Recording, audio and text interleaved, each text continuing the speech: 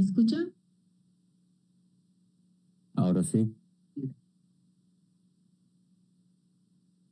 Muy buenos días a todos y todas. Mi nombre es Alexi Bracho. Pertenezco a la Asociación Colombiana de Neonatología.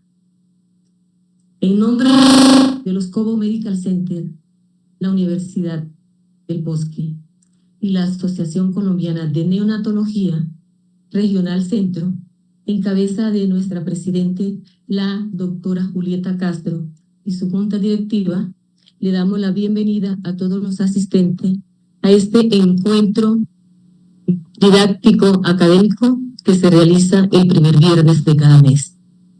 Cabe resaltar y recordar que el 17 de noviembre es el Día Internacional del Prematuro.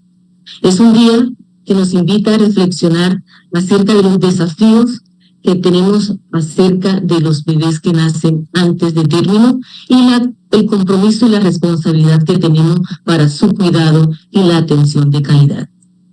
Teniendo en cuenta que este es el mes del prematuro, precisamente convocamos el título y el tema de nuestro conversatorio en el día de hoy, que es el manejo en la unidad de cuidado intensivo neonatal del prematuro extremo menor de 26 semanas. Por tal motivo, tenemos el gusto y el placer de darle la bienvenida a destacados profesionales que con su conocimiento, con sus experiencias y los aporte, eso será de gran aprendizaje para todos nosotros. Por lo tanto, tenemos el gusto de presentar al doctor Manuel Sánchez Luna. El doctor Manuel Sánchez Luna es el presidente de la sección neonatal de la Sociedad Europea de Cuidados Intensivos Neonatal. El doctor Sánchez Luna es el jefe del servicio de neonatología y es catedrático de pediatría de la Universidad Complutense de Madrid, España. Asimismo, nos complace presentar al doctor John Ladino, quien es egresado del Jackson Memorial Hospital y es neonatólogo del Georgia Hospital Infantil del Sistema de Salud de Medicina Atlantic y del Hospital de Santa Clara en Nueva Jersey. Además, es catedrático de pediatría de la Universidad Thomas Jefferson.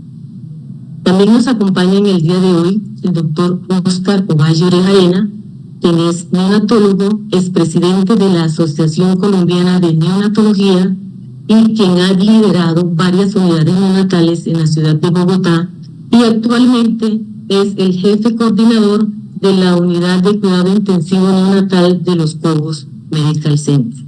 El doctor Oscar Ovalle es ampliamente reconocido por su labor académica, por sus conocimientos en todos los avances de la neonatología y es una de las voces autorizadas para acompañarnos hoy en nuestro conversatorio. Además, también tenemos a la doctora Natalia Saavedra, quien es neonatóloga de la unidad neonatal de los Cobos Medical Center y de la clínica Avidanti, que nos acompañará hoy y nos hablará en un contexto acerca de las perspectivas futuras del prematuro. Adelante, doctora Natalia, somos toda oídos. Somos todo oídos.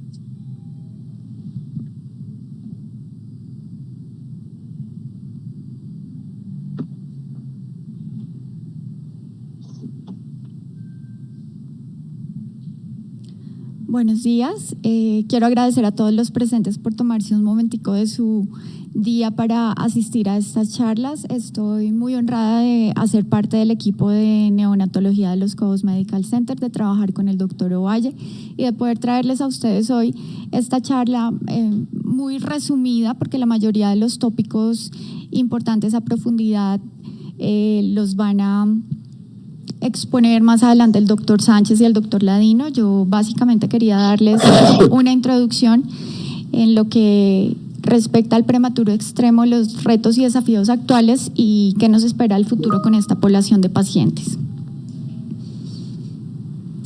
Para recordar un poquito de la epidemiología y la demografía, la OMS estima que para el año 2020 alrededor del 10% de todos los nacimientos fueron nacimientos prematuros. De ellos, cerca del 4% ocurren antes de las 28 semanas. El 65% de los casos globales están en África subsahariana y el Asia meridional. En Colombia habíamos tenido una frecuencia, una incidencia estable hasta la década de los 2010 de alrededor del 10%. Hemos notado un ligero incremento post-pandemia. En este momento estamos alrededor del 11% de todos los nacimientos. Se fue la señal. La supervivencia mejora significativamente después de las 26 semanas. Como vamos a ver más adelante, esto depende mucho de los recursos que tenemos en las áreas donde tratamos estos pacientes. El Born Too Soon, que es el informe de la OMS sobre la prematurez en el mundo, nos dice que los nacimientos prematuros son una de las primeras causas de mortalidad infantil. Pero también es una oportunidad de inversión en capital humano. En estos tiempos en los que tenemos tan bajas tasas de fertilidad, cada nacimiento va cobrando mayor importancia social y en proyección futura cuando pensamos en temas de productividad, desarrollo del capital humano y avance de la sociedad. Entonces, básicamente lo que el informe nos dice es que garantizar una vida saludable a los recién nacidos no solamente es un deber ético, sino también una estrategia de desarrollo sostenible y de equidad intergeneracional. Yo creo que no podemos olvidar lo afortunados que somos de estar hablando en este momento de sacar adelante niños de menos de 28 semanas. No todos los países tienen la oportunidad de discutir este tipo de temas. Hemos visto una desigualdad muy importante respecto a la infraestructura y a los recursos. La mayoría de los países de ingresos bajos y medios tienen un déficit de personal especializado, también tiene escasez de ventiladores, falta de equipos de monitoreo continuo. Hay desigualdad de acceso y cobertura, específicamente en poblaciones rurales. Tenemos que solamente una fracción de los recién nacidos extremadamente pretérminos tienen la oportunidad de nacer en centros terciarios o centros de alta complejidad. Y tampoco tenemos protocolos estandarizados. La neonatología es una ciencia relativamente nueva. Y la verdad es que hasta hace muy poco estamos hablando de la viabilidad de pacientes de menos de 26 semanas. Entonces, este es el momento en el que no sabemos exactamente qué es lo que tenemos que hacer. Por eso tenemos encuentros como el de hoy. No sabemos específicamente cuál es la mejor guía para estandarizar el tratamiento de estos pequeños pacientes. Esto genera una variabilidad en la calidad del cuidado y obviamente en los desenlaces clínicos. Lo que vamos a ver es que las desigualdades que vienen en el aspecto económico y de infraestructura pues se van a reflejar también en las estadísticas de la supervivencia. La supervivencia en los países de altos ingresos está rondando el 69%, en los países de bajos ingresos al 32%, pero esto generalmente incluye prematuros de más de 28 semanas. Cuando hablamos de prematuros de menos de 28 semanas y específicamente menos de 26 semanas, la sobrevida no sobrepasa el 20%. Para América Latina y Colombia, la cohorte más grande que tenemos es de los mexicanos del Instituto de Perinatología. La supervivencia hasta la alta hospitalaria varía entre el 49 y el 70%, donde tenemos pacientes aquejados de displasia broncopulmonar que pueden superar hasta el 90%. Retinopatía al prematuro alrededor del 75%. Se cree que para Colombia estas tasas son comparables porque son poblaciones muy similares. Esta inequidad requiere que nosotros desarrollemos políticas globales o regionales que estén adaptadas a nuestros contextos locales, fortalecer las redes perinatales, capacitar al personal en reanimación y cuidado neonatal avanzado para ver si podemos lograr consolidar en la región una sobrevida similar y garantizar a todos nuestros pacientes el mismo acceso a los recursos. Entonces aquí está, como les decía, la cohorte de nuestros hermanos mexicanos, donde vemos que la mortalidad, les pedimos por favor a las personas que están en Teams que cierren el micrófono para que no interrumpan la charla y si es posible conectarse vía YouTube. Acá lo que vemos es que la mortalidad en pacientes de 24 semanas en la cohorte mexicana está prácticamente en el 100%, va incrementando discretamente hasta las 25 semanas, donde la mortalidad mejora muchísimo más después de las 26 semanas, donde tenemos tasas de sobrevida superiores al 60%. Acá lo que podemos ver es que en los pacientes sobrevivientes tenemos una ocurrencia de hemorragia intraventricular de alrededor del 37%, donde la hemorragia grave, grado 3 o 4, ronda casi el 5%. Podemos ver que el 97% de los pacientes que nacen antes de las 26 semanas en esta cohorte en México tienen displasia broncopulmonar y alrededor del 75% retinopatía de la prematurez. Respecto al manejo en sala de partos y reanimación, tenemos muchos países que ya están haciendo reanimación desde 22 semanas, como Japón, incluso Reino Unido, cuando ha habido un consenso con los padres y el equipo de perinatología, neonatología.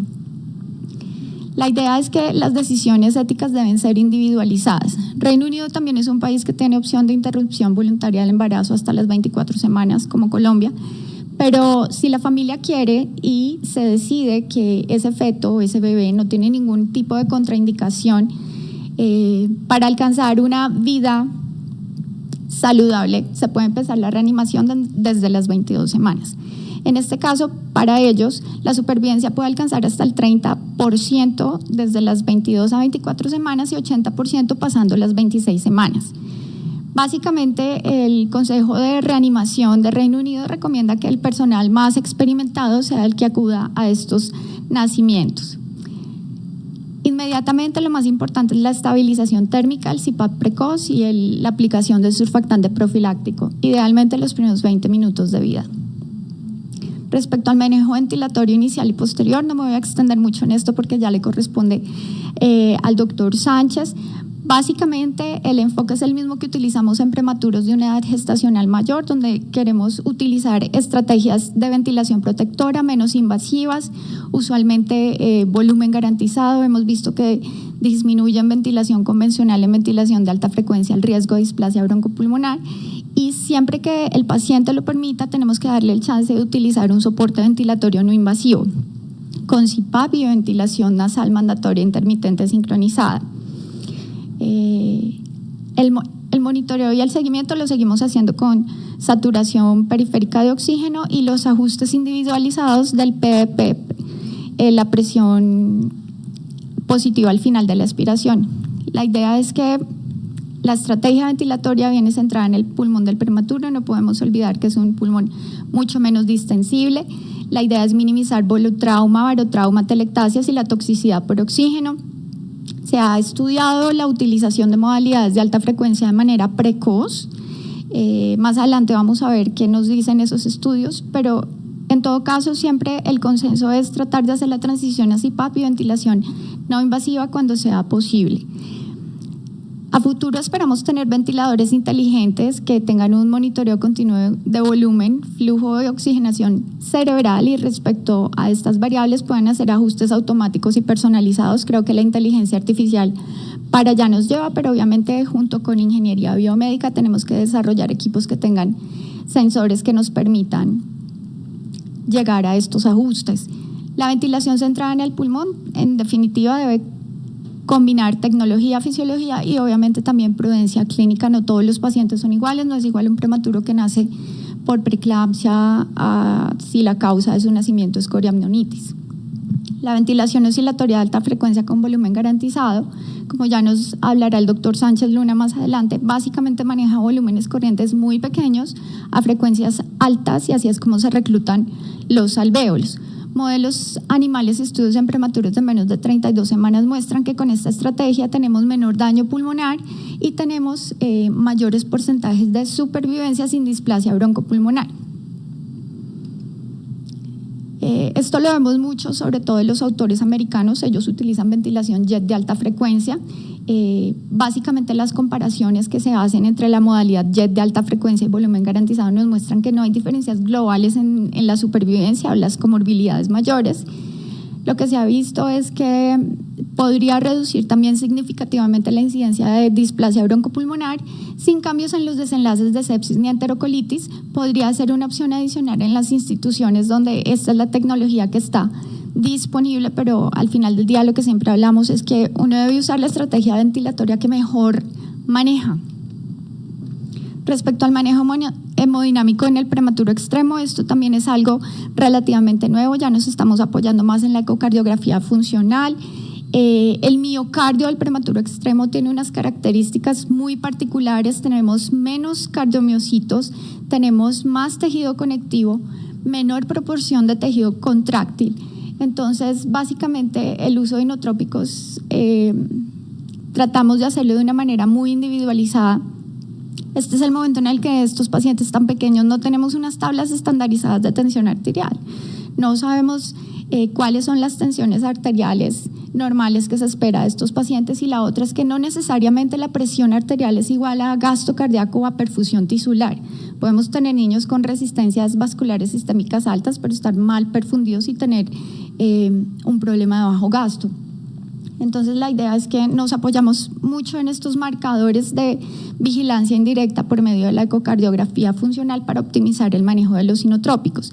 La idea es reducir los inotrópicos, porque lo que se ha visto es que los pacientes que tienen mayores fluctuaciones de tensión arterial son los que tienen mayor riesgo de hacer hemorragia intraventricular severa.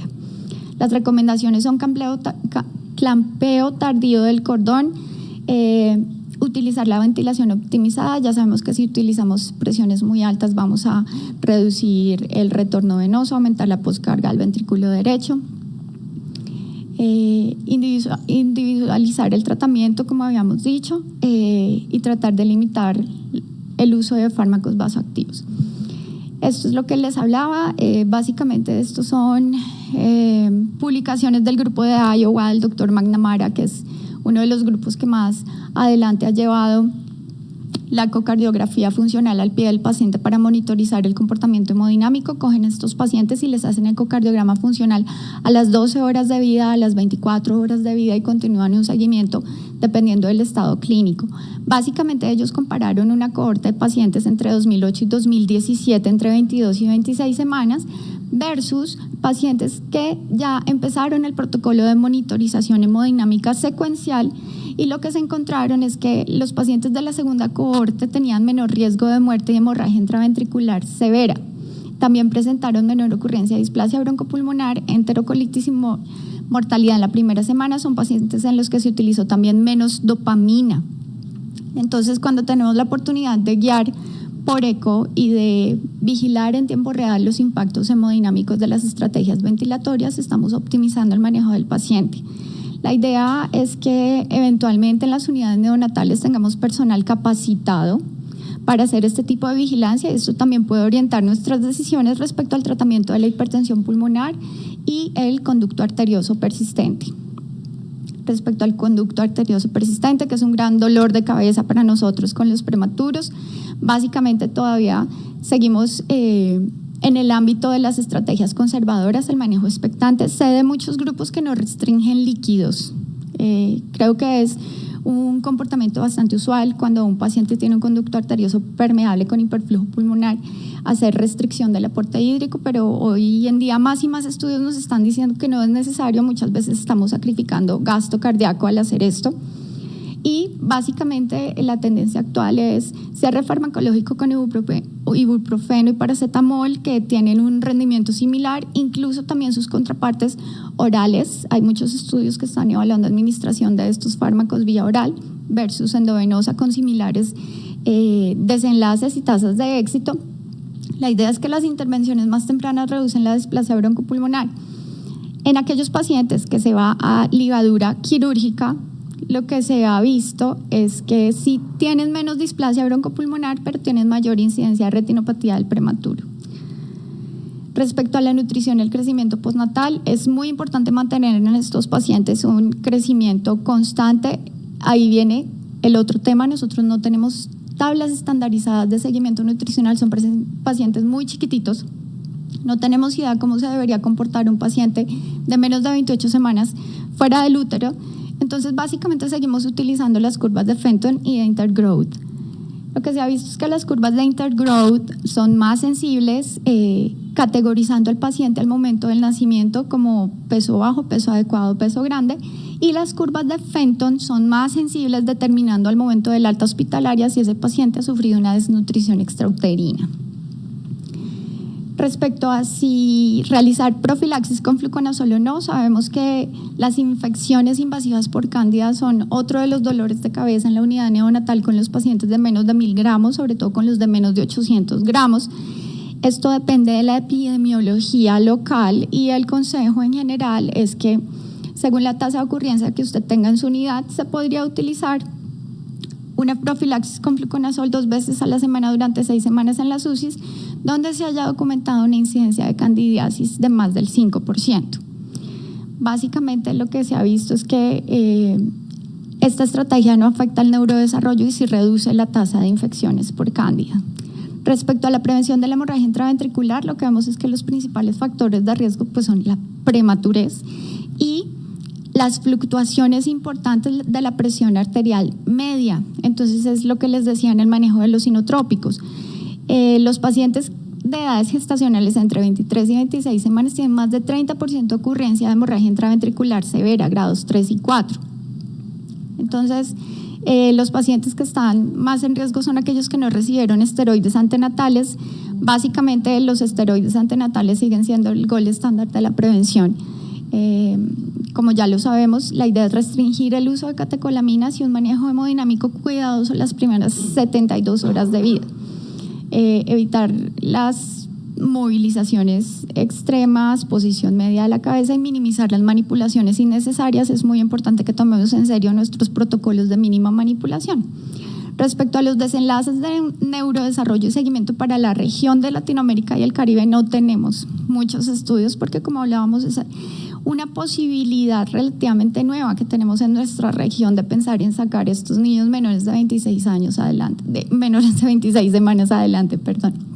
En los últimos años lo que hemos visto es que en las cohortes japonesas y europeas, la mayoría de los sobrevivientes tienen algún tipo de compromiso cognitivo o motor.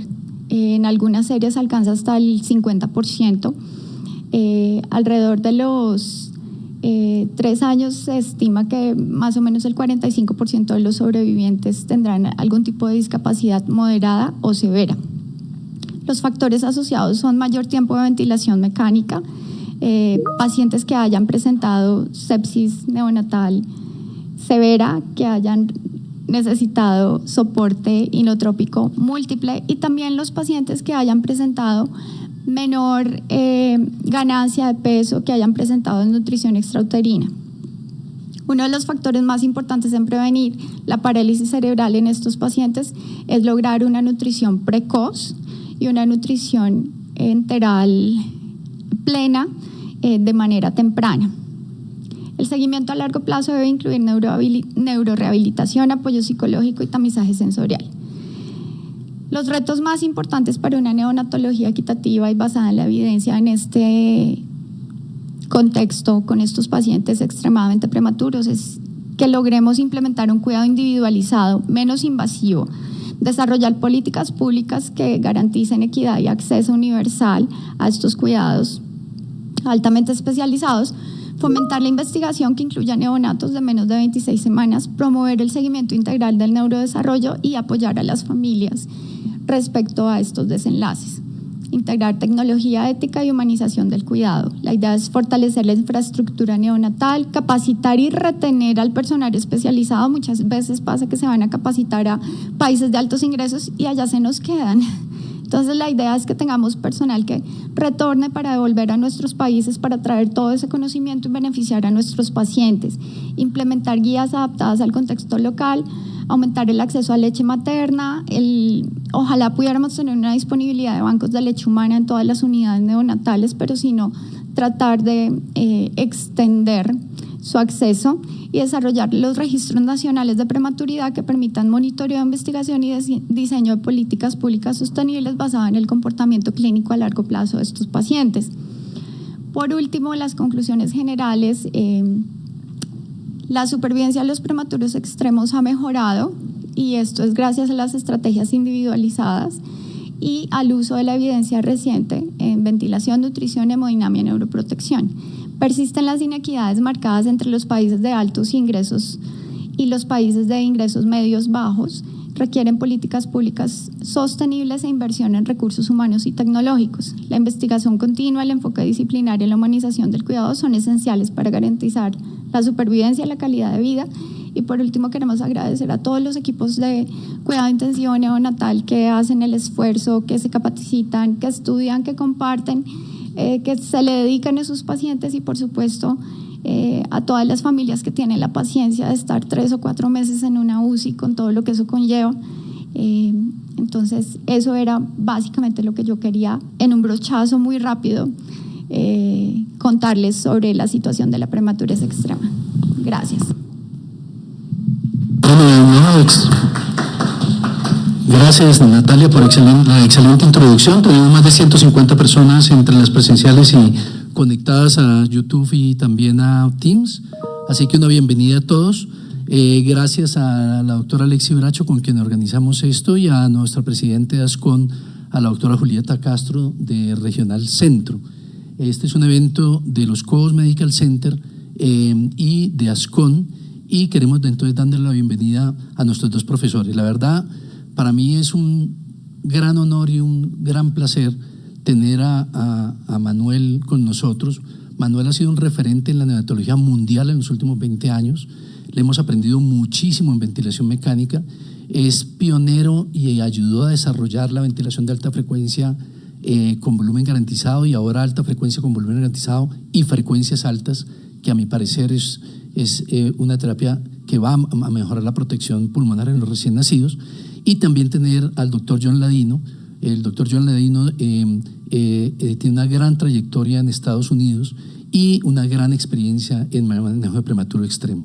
Así que no podemos estar en mejores manos, y empecemos entonces con las preguntas que hemos estado esperando. Pues Manuel y John, básicamente en sala de partos hemos venido pues mejorando muchísimo con la maduración pulmonar de los bebés, permitiendo que estos niños estén más activos en el momento del nacimiento, manteniendo el cordón permeable por más tiempo, y también utilizando que muchos de estos niños, en algunos reportes hasta el 50% naciendo por parto vaginal. Queremos preguntarles específicamente si ustedes en estos niños, aunque son muy individualizados, en general van con la idea, el plan de manejo en sala de partos, desde el principio intubarlos o colocar CPAP desde el inicio. Segundo, si ustedes utilizan oxígeno al 30% o concentraciones más altas de oxígeno. Hay un reporte donde está el doctor Máximo Bento incluido, en el que dicen que estos bebés tienen una mayor sobrevida si se inician con oxígenos por encima del 60%. Y tercero, queríamos preguntarles si ustedes, estos pacientes, para colocar surfactante, los intuban, colocan surfactante y los dejan intubados, o utilizan INSUR, intubación, surfactante y extubación, o mínimamente invasiva, ya sea con LISA o MIS. Serían las 3 preguntas iniciales que tenemos: si PAP o intubación, el uso de oxígeno, y tercero, el manejo de surfactante en esta población extrema. Le doy la palabra primero al doctor John Ladino. Estoy tratando de escribir las preguntas otra vez. Muchas gracias por la invitación, Oscar. Es un placer estar aquí en esta reunión y ver al menos nombres y un par de caras conocidas. Quiero empezar por decirles que es probable que el doctor Sánchez haga o practique cosas diferentes de las que yo hago, lo cual no quiere decir que una o la otra sea mala. Pero vamos al tema específico, intubación depende. Todo depende de la edad gestacional. La mayoría de niños 25 semanas y menos necesitan intubación, pero nosotros siempre intentamos darle la oportunidad al niño que respire solo. De nuevo, la mayoría de menos 25 y menos de 500 gramos, la mayoría terminan intubados, pero más de 25 semanas, más del 60-70% nosotros los sacamos extubados de la sala de partos y solo hacemos ventilación con presión positiva o CPAP, y así se trasladan a la unidad de recién nacidos. En cuanto a la manera de nacer, depende del obstetra, sea vaginal o cesárea, depende de la condición del niño. Nosotros no hacemos surfactante profiláctico, pero tenemos un límite de 2 horas. No más de 2 horas. es ideal darle el sulfata a los bebés. Básicamente no tenemos el sulfata en la unidad, la surfanta o surfactante no lo tenemos en la unidad, en la sala de partos para administrarlo ahí mismo que nace el niño, no. Esperamos a que se estabilice y lo subimos a la unidad y lo hacemos en la unidad. Hay muchos artículos al respecto y podrá encontrar unos que dicen que sirve y otros que da lo mismo. Realmente es de cierta manera un poquito controversial. Desde ese punto de vista, entonces, no hacemos nosotros ISURE, no hacemos LISA, pero creo que esa es otra pregunta más adelante. Y con respecto al oxígeno, nosotros realmente, el problema no es la cantidad de oxígeno, el problema es la saturación.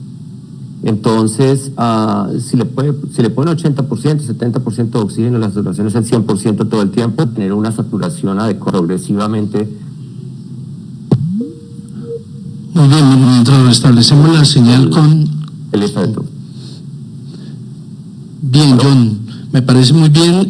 Escuchemos a Manuel. Manuel, ¿qué opinas tú específicamente respecto a INSURE versus LISA y la colocación de oxígeno desde el inicio más alta y también si utilizan CPAP o en los menores de 26 semanas casi todos los niños son intubados? Bueno, lo primero, quiero darte las gracias a ti, Óscar, en especial, primero por la presentación, en segundo lugar, por seguir siendo mi amigo. Y tengo la suerte, además, de disfrutar de todas las actividades que tú haces. Para mí es un orgullo poder estar ahí con vosotros y de nuevo insistir que es un placer compartir experiencias a un lado y al otro, como decimos aquí, del charco, e intentar ver si estamos o no estamos en la misma dirección. Yo creo que todavía no tenemos evidencia clara de muchas de las cosas que practicamos en la sala de parto. Conceptualmente, nosotros tenemos claro la no invasividad, intentamos no intubar a ningún niño independientemente de la edad gestacional, número uno, ¿no? En segundo lugar, ¿cómo lo hacemos? Bueno, los equipos que tenemos nosotros en la reanimación neonatal, independientemente de la edad gestacional, cuentan con monitorización multiparamétrica, sistema de humidificación de la vía aérea para ventilación con presión positiva intermitente no invasiva y CPAP.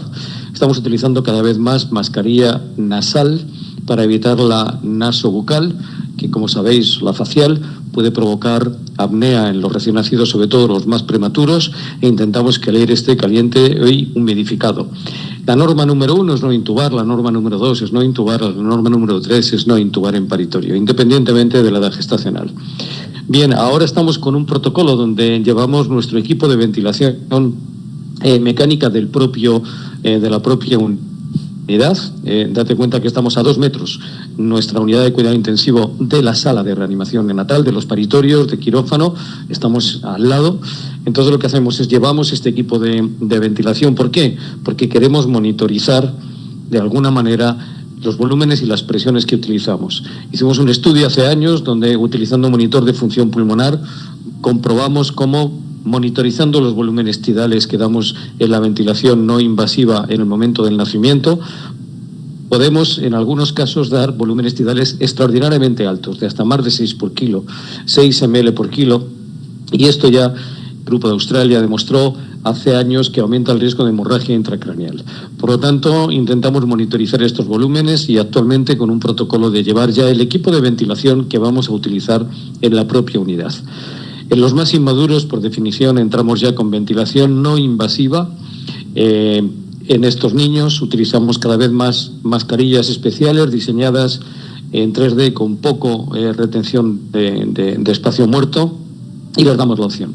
Bueno, igualmente nosotros, si tenemos que poner surfactante, intentamos que sean las 2 primeras horas, por supuesto, pero nuestros criterios desde hace tiempo están basados no solo en la saturación y la necesidad de oxigenoterapia del bebé, sino también en la ecografía pulmonar a pie de cama. De tal manera que aquel marcador que ocurra antes en un niño de menos de 32 semanas es ya la indicación de administrar surfactante. ¿Cómo lo hacemos? Siempre por LISA, desde hace ya muchos años. No es una cuestión de hace poco, sino de hace bastante tiempo. Intentamos no intubar a los niños, vuelvo a insistir, para prevenir precisamente el riesgo que tiene el daño inducido por el propio respirador. Bueno, dicho esto, el manejo de la oxigenoterapia, igual, titulamos por la saturación del bebé, intentamos evitar saturaciones altas, pero también concentraciones inspiratorias altas de oxígeno, que ambas pueden ser tóxicas para el bebé. Por un lado, lo puede ser para el bebé en forma general, la saturación alta, pero por otro lado es muy dañino el oxígeno de forma mantenida en exposición a un pulmón muy inmaduro que acaba de exponerse a la vida postnatal. Por lo tanto, nuestra indicación siempre es la pulsiosimetría. Como te digo, Óscar, estamos monitorizando a todos los niños desde el nacimiento y ahora de forma mucho más concreta intentamos analizar y medir bien en la función pulmonar desde el principio todo lo que podemos en estos bebés. Sabes que hay 2 metaanálisis que analizaron el efecto de los monitores de función pulmonar para ver los beneficios, y es muy interesante cómo depende de si el metaanálisis lo hace un investigador experto o lo hacen los propios autores de los estudios. Los resultados son diferentes con los mismos estudios. De los 3 estudios que hay, uno es nuestro, pero en los 3 estudios se ve que vigilar los volúmenes tidales al nacimiento en la ventilación no invasiva reduce el riesgo de alteraciones neurológicas. Esto es, en resumen, más o menos lo que os quería contar. Excelente, quedamos con una perspectiva muy concreta y muy clara. Muchísimas gracias por el manejo inicial de estos bebecitos prematuros extremos en sala de partos. Y seguimos entonces con un punto importante, y es en una cosa que ambos están insistiendo, que es la protección pulmonar. Entonces queremos preguntarles, creo que todos estamos de acuerdo que el uso de unos volúmenes corrientes adecuados, lo más pequeño que sea adecuado, y con un PDP óptimo es una estrategia que mejora muchísimo la protección pulmonar. Entonces queríamos preguntarles primero si antes utilizábamos PDPs bajos, luego PDPs más altos, pero realmente la forma adecuada de hacerlo, y lo podemos hacer con los ventiladores modernos, es que cogemos el PDP, vamos titulando el PDP para que la complacencia sea la mejor posible. Entonces uno ve como con un PDP de 4, de pronto la complacencia es 0.3, y después si lo subes a 0.6 puede ser mucho mejor, y esa es la PDP que uno debería individualizar con cada paciente. La pregunta que queremos hacerles es, ¿cómo titulan ustedes ese PDP óptimo en sus unidades de recién nacidos? Si ayudan con ecografía también pulmonar, si se usan algunos índices para también no reducir el retorno venoso, que es una de las cosas que ocurre en otras poblaciones, sondas transesofágicas. ¿Qué otras cosas utilizan ustedes para poder titular un PDP óptimo adecuado en estos bebés? Y segundo, ¿cuál es el modo de ventilación mecánica que ustedes utilizan para protección pulmonar en estos prematuros extremos, tanto en el inicio como en el destete de la ventilación mecánica? Voy a dar la palabra primero a Manuel. Muy bien, Óscar. Bueno, preguntas difíciles. En el papel es muy fácil lo de la titulación de la PIP óptima, pero cuando estás delante de un bebé que tiene respiración espontánea y cambia los volúmenes tidales en función del esfuerzo respiratorio, que se mueve, que cambia la posición del tubo endotraqueal, buscar esa PIP óptima es complejo. Esto en el laboratorio es muy sencillo. Tú pones al animal de investigación, lo sedas, lo relajas y buscas esa PIP que te da a ti la idea del mejor. Yo creo que recordar a la gente que cuando hablamos de distrés respiratorio de la prematuridad, que nosotros hace ya muchos años no hablamos de enfermedad de membrana hialina, esto pasó a la historia, pero hablamos de distrés respiratorio de la prematuridad. Hoy estos niños están con surfactante precoz administrado, por lo tanto las características mecánicas del pulmón no son las mismas de los estudios iniciales. Por lo tanto, aquellos estudios que en el laboratorio buscaban la mejor situación para el pulmón en función de los cambios en la PIP son poco válidos hoy. Hoy mantenemos a los niños con ventilación sincronizada, con esfuerzo respiratorio activo. El niño marca el volumen minuto que necesita. Utilizamos PTV, presión disparada por el paciente, y además en PSV. Significa que la curva es una curva de presión soporte en todos los ciclos respiratorios con volumen garantizado. Esto es, nosotros ajustamos también el volumen garantizado, y lo que buscamos es una combinación del volumen garantizado con la PIP para que el niño tenga la mejor situación respiratoria. Realmente las curvas de distensibilidad pulmonar en un bebé que respira espontáneamente no transmiten de verdad la situación de la compliance del sistema respiratorio. Por lo tanto, ¿qué es lo que buscamos? La comodidad del niño. Intentamos ver que su frecuencia respiratoria no es excesiva o excesivamente baja.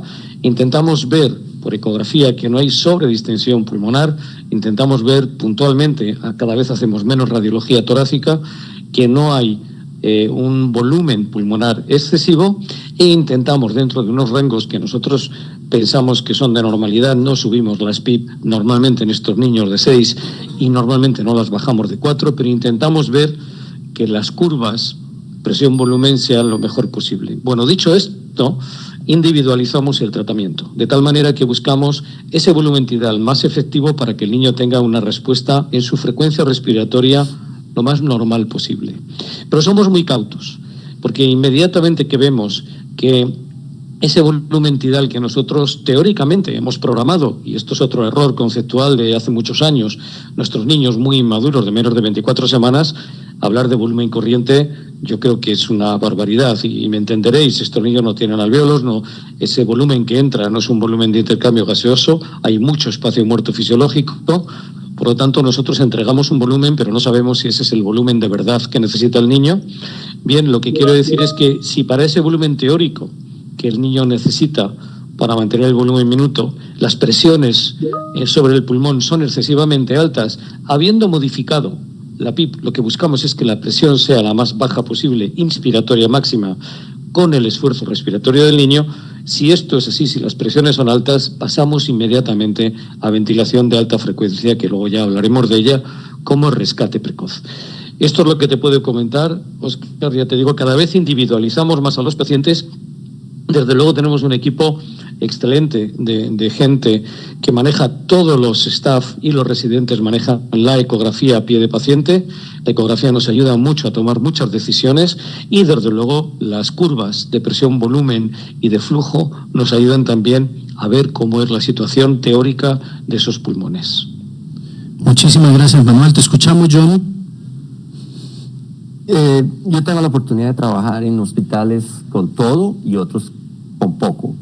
Entonces, como dice Manuel, cada ciudad o cada nicho es diferente. Hay unas que tienen el mejor ventilador con el mejor traductor de presiones, traductor de presiones, y hay otros que no tienen tanto. Desde ese punto de vista, lo que voy es a que cada unidad tiene que hacer y entrenarse en lo que tiene y hacerlo de la mejor manera posible. Estoy de acuerdo con Manuel. Obviamente la prioridad al principio es, o lo que nosotros usamos es volumen garantizado, pero una cosa muy importante ahí es el transductor de presiones que va cercano al tubo endotraqueal. Ese aparatico, ahí simple como es, y Óscar se acuerda cuando se entrenó con el doctor Bancalari en Miami, ese aparatico es fundamental, y no todas las máquinas que existen en el mercado pueden dar los valores exactos que uno necesita, y como decía Manuel, y encima de todo eso, los valores que uno ve de pronto no son los que son por la propia fisiología del niño. Pero de nuevo, el volumen corriente con volumen garantizado es el que usamos para nuestro manejo inicial. El PIB es de 4 a 6, simple, así de simple. Estamos pensando en tener tecnología más avanzada para poder medirlo mejor, pero en general de 4 a 6 es lo que usamos al principio. Ya cuando están más maduros usamos PIBs más altos.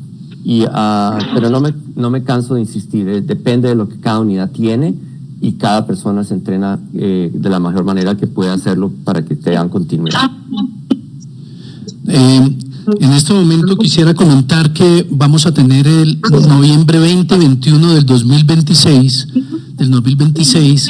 un evento que se llama Terapias Innovadoras en Neonatología. Nos va a acompañar el doctor Manuel Sánchez Luna, con alta frecuencia y volumen garantizado y frecuencias altas, con su charla, con todo el conocimiento que tiene, y vamos a mostrarles a todos los que estén presenciales acá, internacionalmente virtuales, cómo se hace. Vamos a tener también el doctor de Luca, que fue pionero en ventilación de alta frecuencia nasal, la persona que probablemente aprendimos las guías de él, y va a estar con nosotros desde Francia. Vamos a tener al doctor Stetson, que está utilizando, director de Mayo Clinic en neonatología, que utilizan JET y que está trayendo una nueva auge en manejo de hernia fragmática, de prematuro extremo, para protección pulmonar. Vamos a tener también excelentes profesores nacionales, como la doctora María Eulera Tamayo, que nos va a hablar de esto, de ventilación sincronizada con volumen garantizado. Nos va a hablar Ana del grupo de Valle de Lili, que son el más fuerte en Nava en el país. Nos van a explicar cómo hacerlo, porque muchas unidades tienen la tecnología y no la estamos aprovechando. Y tenemos una cosa espectacular que la doctora María Azucena Niño va a hacernos, como se deberían hacer, simulacros como de reanimación, pero en ética médica, en toma de decisiones difíciles. Así que los esperamos ese 20 y 21 del 2026. Queríamos seguir con nuestros expertos, agradecerles. Creemos que definitivamente el reclutamiento pulmonar es muy importante y el volumen garantizado importantísimo en ventilación mecánica. Ay, quítale el oxígeno, ponle una sí. cánula. Sí, pero ella tiene Queremos pedirle el favor a las personas que están conectadas vía Teams que apaguen los micrófonos, por favor. Gracias. Muchas gracias, Natalia. Bueno, la siguiente pregunta que tenemos para nuestros expertos es el manejo del ductus arterioso persistente. Natalia estaba comentando lo que es uno de los dolores de cabeza que tenemos y queremos preguntarles a ellos si cuando tienen un paciente con repercusión hemodinámica hacen un manejo conservador de este manejo del ductus o hacen un cierre más agresivo, en el buen sentido de la palabra, y si utilizan con más frecuencia paracetamol o ibuprofeno. Le doy la palabra primero al doctor John Ladino. Terrible. Es una pregunta que no creo que tenga respuesta. Cada grupo hace lo que puede, pero creo que la diferencia ahorita es la ecografía temprana, que ustedes mismos lo estaban diciendo. Definitivamente es lo que le permite saber cómo está, y si tiene significancia hemodinámica, nosotros lo tratamos, al menos intentar hacerlo en los primeros 10 días de vida. Los estudios, acetaminofeno, ibuprofeno, son muy similares. El costo puede ser una parte importante aquí.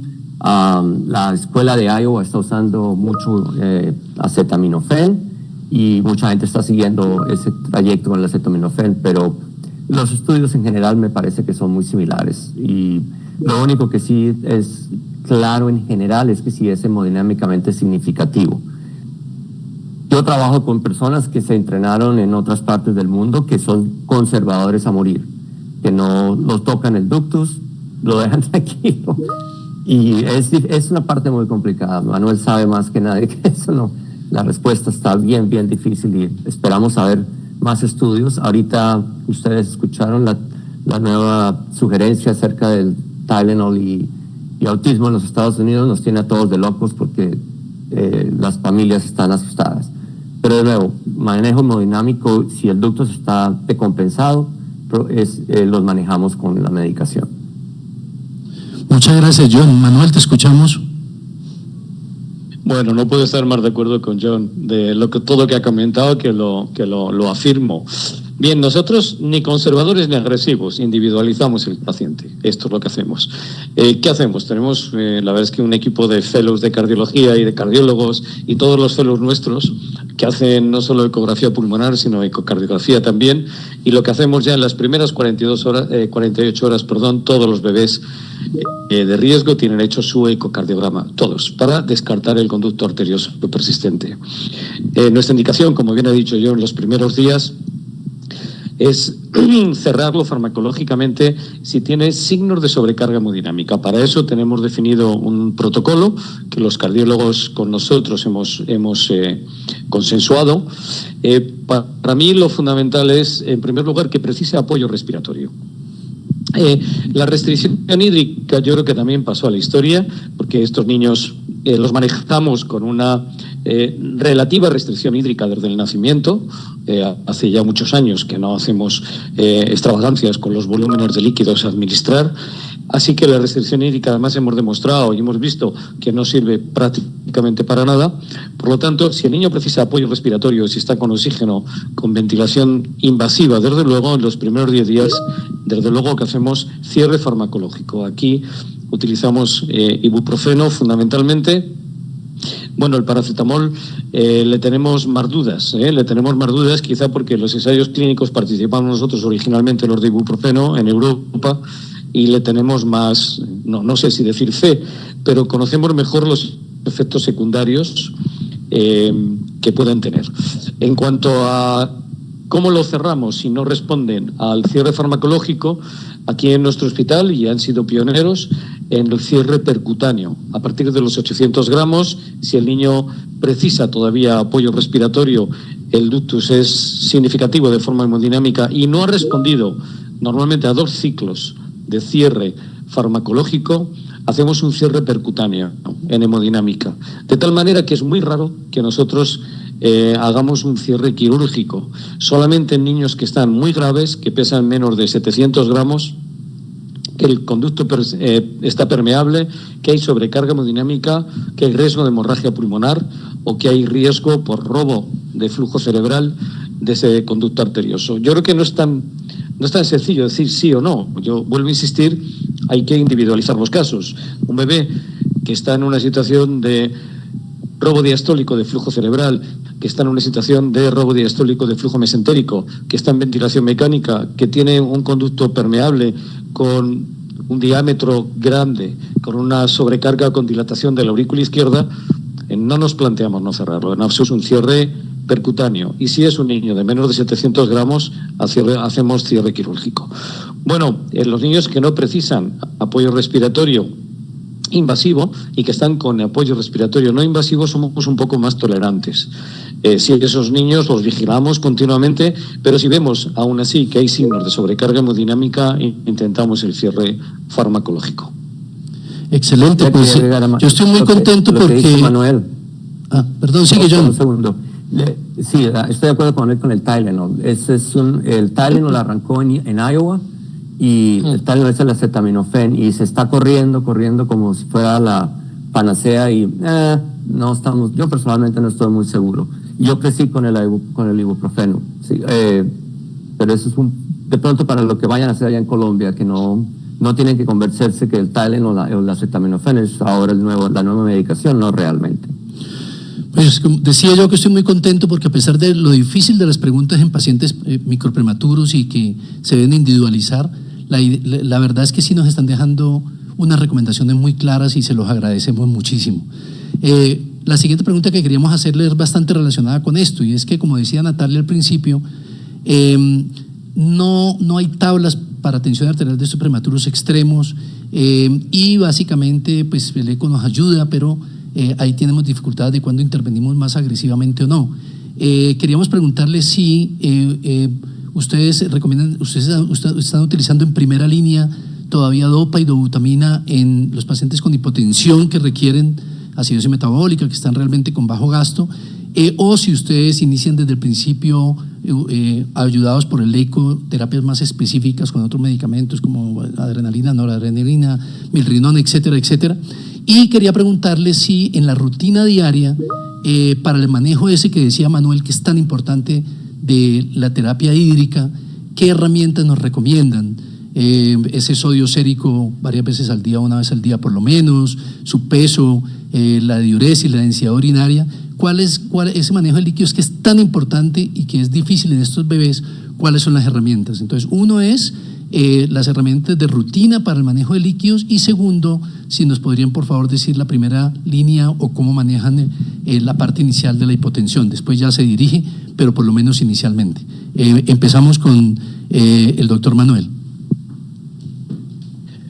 Bueno, Óscar, qué preguntas más complicadas, Dios mío. Vamos a ver, como sabes, nuestra unidad está especializada no solo en niños microprematuros, sino también nuestra unidad está especializada en ECMO desde el año 97, trasplante cardíaco, cirugía cardíaca. Esto es, atendemos a un volumen muy importante de bebés con patología muy compleja y muy grave. Entonces tenemos distintas formas de aproximación del manejo hemodinámico en función también de la edad gestacional y de la etiología. Bien, shock séptico en el niño mayor, utilizamos noradrenalina, norepinefrina de entrada.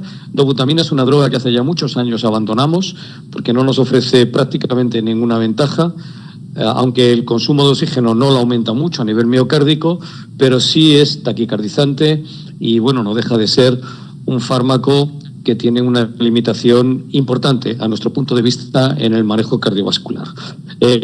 Seguimos utilizando dopamina cada vez a dosis más bajas de alguna manera, situación de intentar mantener los receptores teóricos dopaminérgicos que tenemos dudas de si de verdad funcionan en los recién nacidos a dosis bajas para perfusión renal y mesentérica.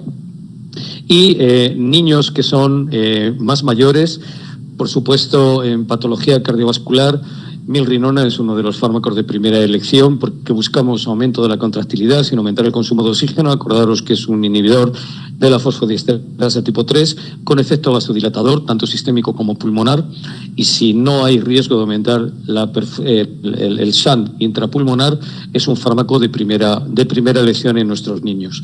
Bien, hidrocortisona se ha ahora mismo situado casi como un fármaco indispensable en el manejo hemodinámico, pero no solo del gran prematuro, sino de niños más mayores. Vuelvo a insistir, con shock séptico, con cardiopatía y con situaciones de hipertensión pulmonar. Vasopresina no utilizamos, está indicada, como sabes, solamente en niños más mayores o en niños con hipertensión pulmonar reactiva, que no responde a vasodilatadores pulmonares. Nosotros, como sabes, somos centro de ECMO, no apuramos mucho. Un niño que está en una situación de hipertensión pulmonar muy grave, si no responde a vasodilatadores pulmonares, nítrico sildenafilo, inmediatamente lo pasamos a ECMO. Bien, ciñéndonos en el gran prematuro, hemos cambiado en el sentido de que la tensión arterial no es nuestro mejor indicador, así que todos están monitorizados con NIRS tanto cerebral como sistémico. Intentamos que el consumo y el transporte de oxígeno estén equilibrados en estos niños y miramos mejor el efecto periférico. Hemos trabajado con equipos de medición del gasto cardíaco menos invasivo, poco invasivo. La ecocardiografía funcional, me va a perdonar mi querido amigo Patrick McNamara, con el que he coincidido en Canadá y tenemos amistad, la veo con cierta limitación, porque la ecocardiografía funcional es una fotografía puntual de un bebé en una situación concreta, pero no nos da una visión global del niño en cuanto a la situación periférica, al consumo de oxígeno, al transporte de oxígeno, que es a lo que los intensivistas nos interesa. Por lo tanto, miramos mucho el lactato arterial, miramos mucho si es necesario la saturación venosa, miramos mucho también el NIRS, y esto nos guía para utilizar los fármacos para mantener. La diuresis para nosotros es importante también, esto que llama la gente gasto urinario, y yo prefiero llamarlo diuresis. La osmolaridad en orina, como sabes, tiene muy poco valor en el recién nacido prematuro porque la capacidad de concentración de orina de estos niños es muy baja, así que no la miramos. Miramos la diuresis como tal y los balances hídricos. Iones como marcadores, poco fiables también en mi experiencia, y como te iba a decir, cuando vemos una situación de bajo gasto que precisa aumento de la contractilidad, en el gran prematuro la hidrocortisona ha empezado a ser un fármaco de primera elección. Tenemos datos de seguridad, aunque recientemente, hace apenas unas semanas, un estudio japonés nos ha puesto un poco otra vez en duda de si la hidrocortisona dosis acumulada a muy largo plazo puede tener efectos adversos en el neurodesarrollo. Bien, hidrocortisona titulada en estos niños nos ha mejorado mucho el manejo de ellos, nos ha liberado del uso de catecolaminas, y el manejo combinado de la situación de bajo gasto con hidrocortisona, dopamina a dosis muy baja, en algunos casos, no en todos, y si pensamos que hay una situación de shock, probablemente ya sabes que la mayoría de los shock en recién nacidos son fríos, pero bueno, que necesita una catecolamina más potente, utilizamos norepinefrina. La epinefrina la reservamos más posoperatorio de cirugía cardíaca con fallo de bomba, y en estos otros niños también utilizamos más levosimendan, que como sabes tenemos algunas dudas, pero bueno, la respuesta cardíaca de los niños suele ser razonable. Resumiendo, recién nacido más prematuro, cada vez utilizamos menos catecolaminas, utilizamos más hidrocortisona, y para nosotros los marcadores son los relacionados con el gasto cardíaco y el consumo de oxígeno, más que la propia tensión arterial. Excelente, Manuel, y de acuerdo totalmente, la hidrocortisona es un gran medicamento y no depende de los receptores génicos, te genera una cantidad de ventajas, así que muchas gracias por esa opinión y la vamos a tener muy en cuenta. John, ¿nos puedes comentar tú en el manejo de hipotensión en estos prematuros extremos y un poquito de la manejo que tú recomendarías en la rutina diaria de la unidad para el manejo de líquidos, por favor? No, estoy de acuerdo con Manuel. Realmente no quiero tomar mucho más tiempo porque no lo pude haber dicho mejor. Pero dos puntos que alguien nombró inicialmente que Ahí las unidades ahora están usando líquidos libres, líquidos altos, that's Iowa. De nuevo el doctor McNamara, porque ellos no usan la incubadora, los ponen los niños en la open warmer, y entonces lo ponen a 250 mililitros por kilo per day. Pero depende de la unidad, hay gente que solo usa la incubadora, en fin, pero eso es algo no es una tendencia mundial, es una tendencia local. Realmente Manuel no lo pudo haber dicho mejor. Estoy de acuerdo con la cardiología, es una foto del momento y es un problema que nosotros tenemos con los cardiólogos, que son muy bien entrenados, todo lo que sea, y lo mismo pasa con el fellow, pero vienen por 1 minuto y se van. Y los volvemos a ver en 23 horas, 59 minutos y 59 segundos. Entonces es una cosa que es más activa y tiene muchas otras variables que simplemente una foto.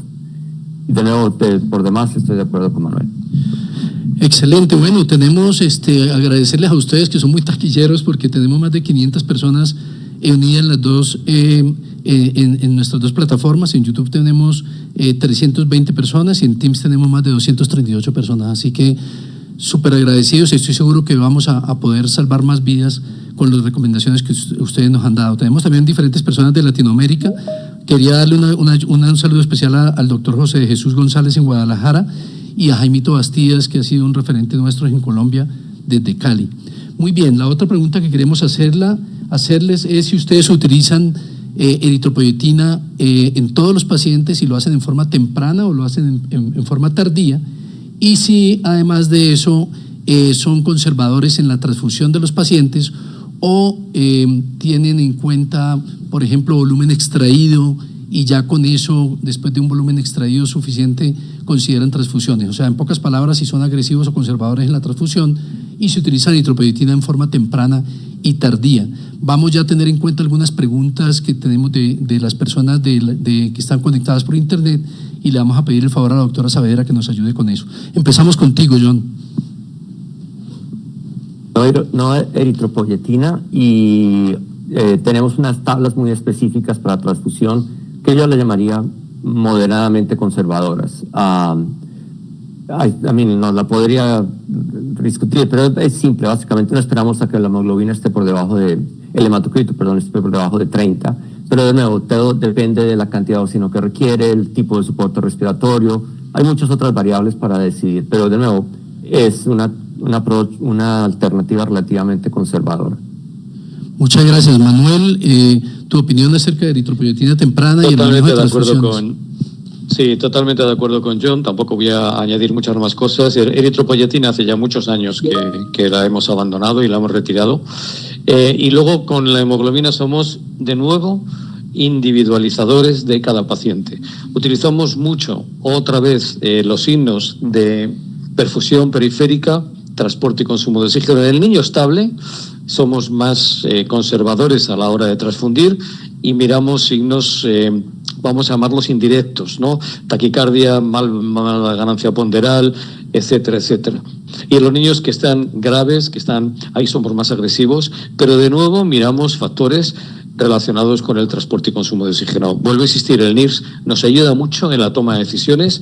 Desde luego, un niño que le transfundimos y que no cambia el NIRS en este niño, pues quizá no estaba indicado. Entonces, bueno, tenemos también nuestras tablas, como ha dicho John, a partir de las cuales discutimos y individualizamos cada bebé en cada momento.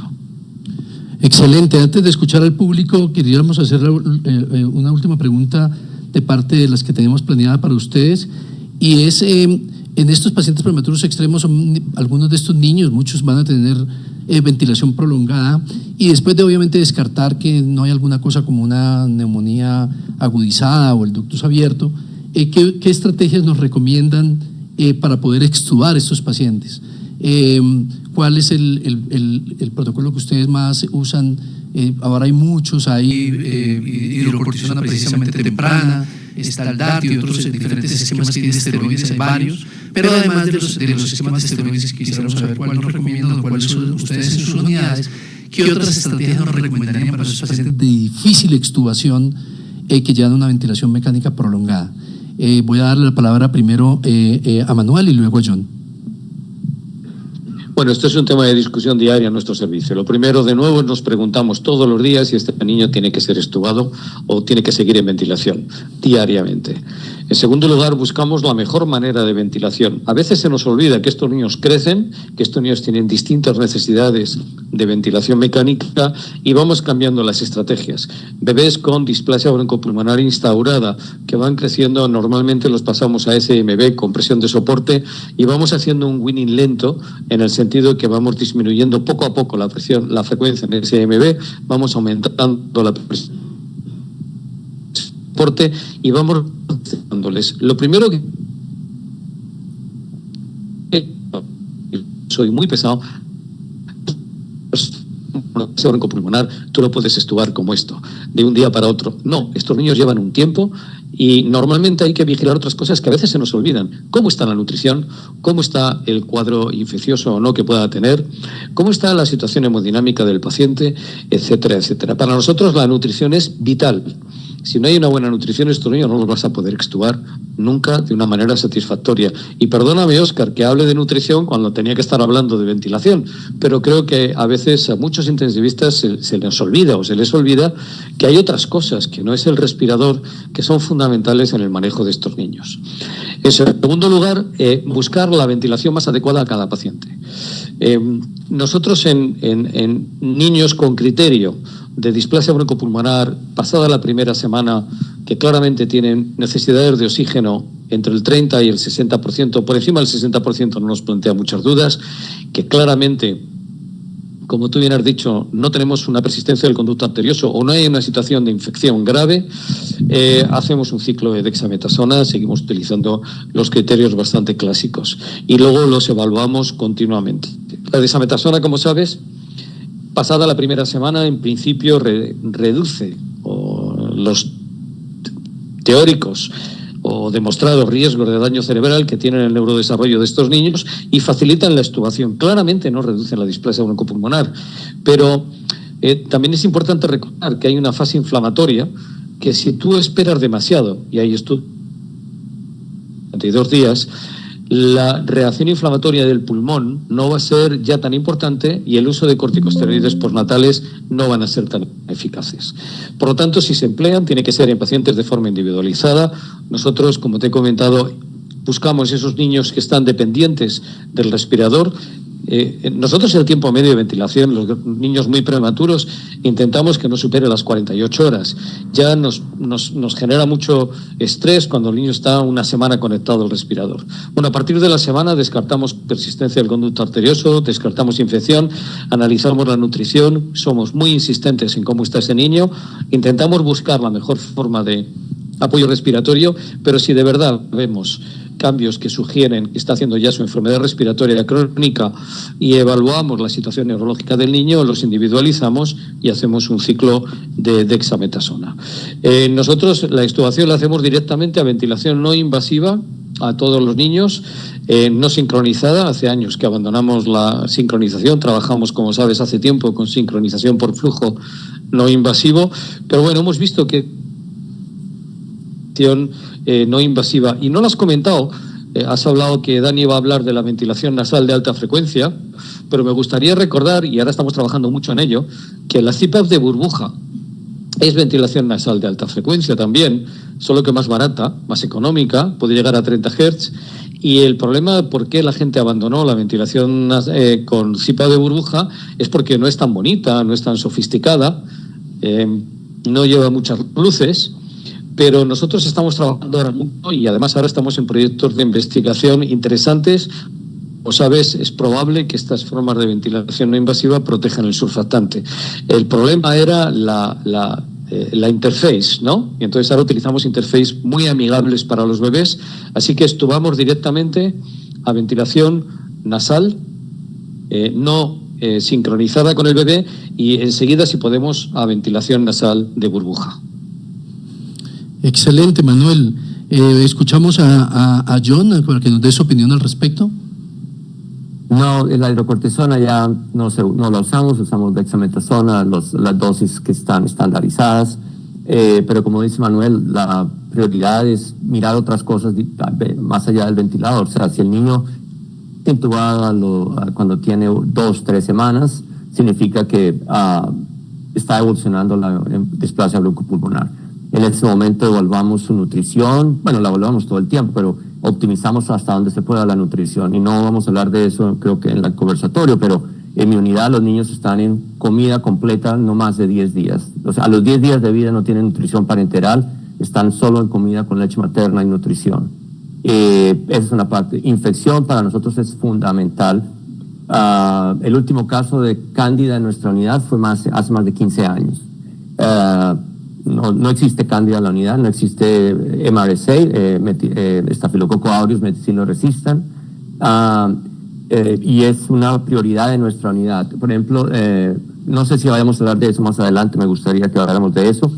Y una vez que se les da el esteroide, si están para extubar, los pasamos a non-invasive, como decía Manuel, intermitente, ventilación mandatoria, pero extubada, no invasiva. Y sí, usamos el CPAP de burbuja. Lo usamos aquí yo estoy en la zona del noreste, en New York y New Jersey. Es una influencia grande de una universidad que se llama Columbia. Lo manejó por muchos años y es bastante, sirve muchísimo y parece ser, como Manuel lo describe, una alta frecuencia, pero con el CPAP de burbuja. Pero la clave fundamental es las personas que están al lado de la cama, la enfermera, el terapista respiratorio, que saben lo que tiene el paciente y obviamente el médico, el neonatólogo que está ahí. ¿Vamos a hablar de infecciones también, Oscar? Sí, vamos a escuchar una pregunta de Natalia y luego le pido a ella que por favor hablemos un poquito para cómo reducir infecciones. Quería saludar al doctor Oscar Galván Tacuarembo, que está en Uruguay, y quería darles un saludo especial. Gracias por esto. Nosotros hicimos uno de los estudios que arrancaron con surfactante temprano, CPAP y surfactante temprano, si tú recuerdas, John y Manuel, aquí en Colombia. Uno de los estudios incluso coincidió con el COIN de Australia, y ese lo hicimos con CPAP de burbuja. La verdad, el CPAP de burbuja es una estrategia impresionante. Entonces, muchas gracias. Y sí, vamos a hablar de infecciones, cómo reducir infecciones, pues es una cosa muy importante. Y en el evento que tenemos del año entrante, 20-21 de noviembre, por favor, agéndenlo porque no van a haber tantos cupos presenciales. El doctor John Ladino nos va a acompañar, es uno de los pioneros en calostro en boca, en prematuros extremos. Y vamos a contar con John y obviamente con otras personas como Héctor Romero hablándonos de nutrición, que estoy de acuerdo con Manuel, es una cosa impresionantemente importante.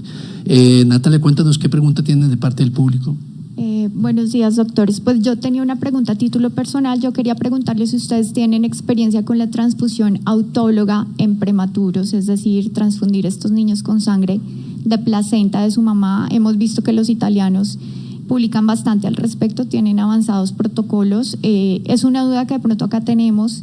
No sabemos prácticamente en los escenarios de la urgencia del nacimiento prematuro qué tan viable pueda ser para establecerlo como un lineamiento de manejo con estos niños, pero quería saber cuál es su opinión. No experiencia, se lo dejo a Manuel. Ninguna. Hace años intentamos un protocolo parecido. En el país hay varios grupos que están intentando utilizar otro concepto, que es los bancos de sangre de cordón para hacer transfusiones puntuales. ¿Sabéis qué pasa? Cada vez transfundimos menos a nuestros bebés prematuros, cada vez menos. Y luego los bancos de sangre tienen unos sistemas de seguridad muy específicos, con un control altísimo de seguridad, donde realmente donde utilizamos más sangre es en los niños con cirugía cardíaca, que son los niños que precisan más transfusiones. Y ahí la verdad es que las transfusiones autólogas no tienen ningún sentido. Para los grandes prematuros, insisto, hace años intentamos también transfusión desde sangre donada de familiares, sangre de cordón, sangre de placenta guardada. Al final, como cada vez transfundimos menos, hasta el punto de que transfundimos poquísimo, prácticamente nuestros bancos de sangre han decidido hacer además una forma específica de sangre irradiada con concentrado asegurado, con seguimiento de donante, para este tipo de bebés que, bueno, nos aseguran trazabilidad y seguridad. Una reflexión que quería yo dejarle a todas las personas que nos están escuchando. Fíjense esos números, estamos hablando de prematuros extremos y sin embargo Manuel y John nos han dado números como el que dio John, no más de 10 días de nutrición parenteral en esos prematuros extremos, que uno dice, oiga, niños tan chiquiticos, así que es una cosa de la que tenemos que ir, eso obviamente reduce infecciones. Segundo, este manejo de pocas transfusiones es algo en lo que tenemos que mejorar. Y otra cosa que decía Manuel, y es esos pacientes saliendo extubados, también lo dijo John, saliendo extubados desde sala de partos y con unos poquísimos días de ventilación invasiva.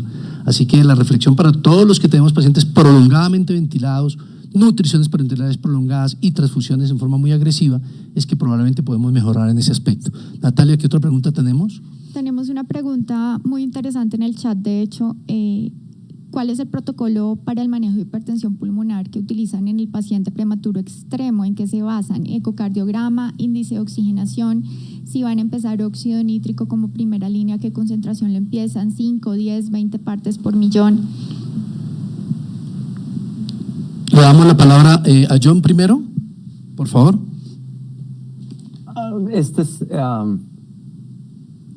Casos de hipertensión pulmonar en el microprematuro no son muy frecuentes, y cuando se presentan se trabaja con el ecocardiograma y obviamente la parte clínica.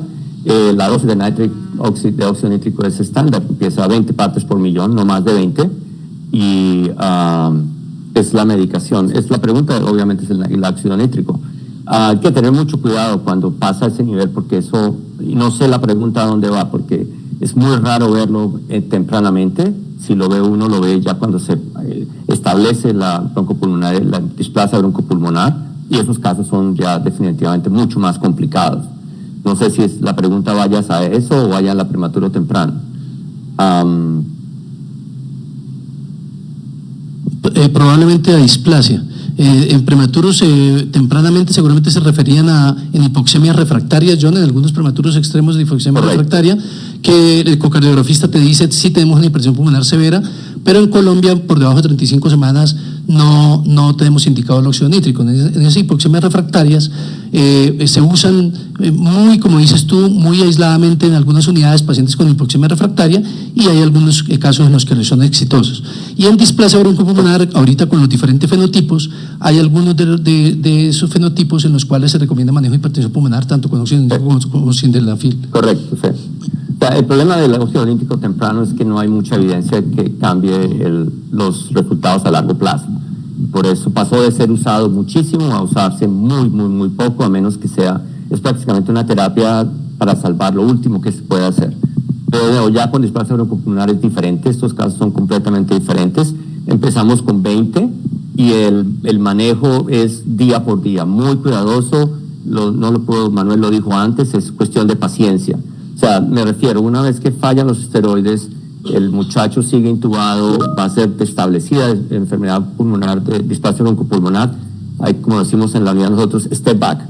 Déjelo solito, dele todo el soporte nutricional, mantenga todo estable. Si necesita el óxido nítrico, manténgalo y progresivamente lo disminuye con el tiempo. Pero si tiene afán de extubarlo y mandarlo para la casa a las 2 semanas, no, se equivocó. Le tiene que tener paciencia. El último paciente que tuvimos así con displasia broncopulmonar severa y óxido nítrico con nosotros estuvo 7 meses y en la unidad, y eventualmente se fue en oxígeno por la nariz con cánula, pero ya es otro cuadro completamente diferente.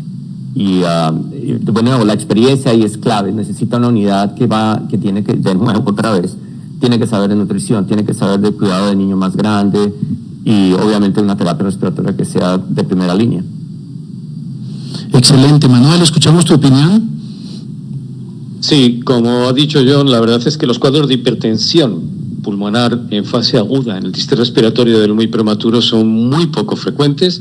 Hay un perfil de niños con mayor riesgo que, como sabéis todos, se describió ya hace relativamente ya bastante tiempo por investigadores de Polonia, que es un perfil con inhibición de la síntesis de la inosintetasa, que son niños prematuros que han estado intraútero expuestos a rotura prolongada de la bolsa amniótica y que a veces hacen un pulmón, no sé si llamarlo pequeño o hipoplásico, que cursa con además una reducción del tejido, de la vascularización pulmonar. Bueno, estos niños muchas veces son resistentes o refractarios a la ventilación, a la oxigenación estándar, y en algunos niños hay respuesta a óxido nítrico. Nosotros, evidentemente, el óxido nítrico lo tenemos de segunda elección, lógico, no lo utilizamos jamás ya desde hace tiempo. Estuvimos en el ensayo clínico europeo, el UNO Trial, como profilaxis de la displasia, en absoluto, pero en algunos casos en los que no hay respuesta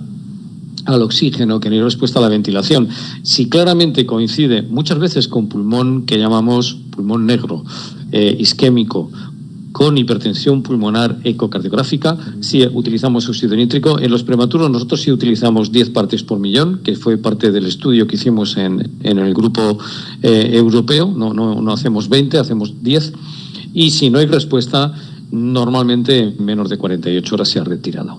En displasia broncopulmonar vamos más a terapias de inhibidores de la fosfodiesterasa tipo 5 cuando hay hipertensión pulmonar instaurada y se intenta bajar esas resistencias vasculares pulmonares. Tenemos un grupo además en cardiología muy bueno que van analizando estos niños y van seleccionando en cuáles precisan una terapia más prolongada, porque como sabes, la asociación de displasia con hipertensión pulmonar ensombrece el pronóstico a medio y largo plazo. Excelente. O sea, algo que hacemos nosotros también, y probablemente Manuel lo nombró, es inclusive si está extubado pero necesita harto soporte no invasivo, monitorizamos ecocardiogramas cada mes. Y nos ha pasado que está el muchacho que está al 25, 30%, se ve estable, todo está bien, y luego a las 40, 42 semanas desarrolla la hipertensión pulmonar. Obviamente en este caso no es óxido nítrico, pero como dice Manuel, el sildenafil y todas estas otras se empiezan a trabajar. O en una época hacíamos bastantes, ¿cómo se dice? Cateterismo para medir presiones pulmonares, pero ahora realmente el ecocardiograma es bastante bueno, la tecnología ha mejorado muchísimo. Doctores, otra pregunta. Respecto al uso de antibióticos en sus unidades, ¿cómo manejan el antibiótico de primera línea, de segunda línea, la sospecha de sepsis temprana, tardía? ¿Cuánto tiempo usan los antibióticos? ¿Con cuánto tiempo de hemocultivos negativos los suspenden? ¿Y cuáles creerían ustedes que son las principales estrategias para prevención de infecciones en estos prematuros extremos? Déjame, yo cojo esta que estoy que me hablo. Es lo que yo más trabajo en estos días. Nosotros en nuestra unidad hace 15 años éramos amigos de la vancomicina, del cefotaxime, del cefipime, de todos estos, como le decimos, super mega duper nombres. Ahora no. Es bien simple. El niño nace prematuro, la mamá generalmente tiene sus antibióticos, hacemos el cultivo inmediatamente nace, lo ponemos en ampicilina y gentamicina, así de simple, y esperamos 36 horas. Si no crece nada, suspende los antibióticos, pero monitorizamos muy de cerca al niño, porque muchas veces esos niños son parcialmente tratados, o sea, la mamá recibió antibióticos y los tiene el niño cuando nace y el cultivo no crece. Ahora nosotros tenemos también PCR, que nos ayuda muchísimo, de pronto eso no lo tienen allá en Colombia, pero ayuda muchísimo a detectar cuando los cultivos a veces pareciera que no crecieran, pero bueno, es otra historia. De nuevo, ampicilina, gentamicina, 36 horas, si no crece nada, lo suspendemos. Alguien preguntaba cómo hace para darle de comer a los niños tan rápido. Probablemente esa es una de las razones por las cuales nos va bien, porque no usamos mucho colostrum y el microbiome crece súper rápido en estos muchachos y podemos darles comida más rápido. Luego, sepsis más adelante, si hay cualquier sospecha hacemos el cultivo otra vez, pero en esta vez usamos oxacilina con gentamicina. Y de nuevo, esperamos 36 horas, si no crece nada, cancelamos, y si crece algo, lo cambiamos dependiendo de la sensibilidad. Lo que pasa es que nuestra unidad, de nuevo, pasó de un manejo bien agresivo a un manejo mucho más conservador, y el resultado final de eso, por ejemplo, es que tenemos nuestra rata de infección por líneas centrales es 0. 0, así de simple, 0. No vemos infecciones en los pasados 5 años, no tenemos cándida, como les dije antes, etcétera, etcétera. Pero hay una cosa que es fundamental en eso, y es, le voy a preguntar a Manuel. Manuel, lo veo que no tiene, está usted vestido de trabajo hoy, ¿cierto? Sí, aquí estamos trabajando, sí. Y aquí no tiene nada debajo de los brazos. Eso es una filosofía que nosotros tenemos obsesiva en nuestra unidad. El que entra a la unidad se tiene que bañar las manos con agua y jabón, porque el agua y el jabón mata Clostridium y mata ciertos virus estomacales que el alcohol no los mata. Luego, una vez que entra a los cuartos, tienen disponibilidad de usar alcohol súper fácil, no tiene que estar, es voltearse a la derecha y lo tiene. Pero es obsesivo, compulsivo con eso, pero más importante que eso, hay un grupo de personas que todos los días está vigilando, se llaman los secret shoppers, los compradores secretos, están revisando que la gente lo haga. Y tenemos una rata de limpieza de las manos más del 90%. Pero de nuevo, es una tradición que arrancó hace 15 años, que vemos los resultados ahora, pero requiere un envolvimiento completo de todas las personas que están envueltas en el manejo de estos casos. Obviamente, si le crece E. coli, que solamente es sensitiva a cefotaxim, le cambia a cefotaxima. Pero la gentamicina, afortunadamente, continúa siendo sensitivo para todas estas bacterias y permite un manejo temprano relativamente conservador. Si tiene enterocolitis, etcétera, etcétera, ya cambia la cosa, obviamente. Pero es básicamente el approach que nosotros tenemos ahorita. Tenemos otra pregunta. Vamos a escuchar a Manuel. Un momentito. Bueno, la verdad es que no puedo decir nada más de lo que ha dicho John, y además lo reafirmo todo. Aquí llevamos ahora bastante tiempo también sin infección por cándida, John, pero la última que tuvimos fue una infección por cándida vertical, por colonización de la madre. Y esto yo creo que también tenemos que tenerlo en cuenta. Yo creo que está desapareciendo las colonizaciones por cándida debido al uso y abuso de antibioterapia, pero hay bastantes madres que vienen colonizadas por cándida, y esto también hay que recordárselo a la gente en nuestras unidades. Nosotros tenemos un protocolo nacional que se llama Grupo Castrillo, donde decidimos todos los años, vemos cuál ha sido la epidemiología de las infecciones verticales, de las infecciones adquiridas en el hospital. Vemos la antibioterapia que se ha utilizado a nivel nacional de todos los hospitales, y vemos también el antibiograma de estas bacterias, y seguimos con nuestro protocolo igual que vosotros. En uso empírico de antibioterapia es ampicilina, gentamicina, independientemente de la edad gestacional, y suspendemos la antibioterapia inmediatamente que desde microbiología nos dicen que los cultivos son negativos. Utilizamos ahora, como vosotros también, que nos están volviendo un poco locos, ¿verdad, John? Con las PCRs panvíricas, panbacterianas, las múltiples, cada vez tenemos más formas de acercarnos y nos generan a veces muchas dudas, ¿no? De si esa PCR representa una infección activa o son restos de ese microorganismo. Pero bueno, no puedo estar más de acuerdo con todo lo que ha dicho John. Excelente comentarios, y nosotros estamos también utilizando PCR. Acá también tenemos John y Filmar Ray.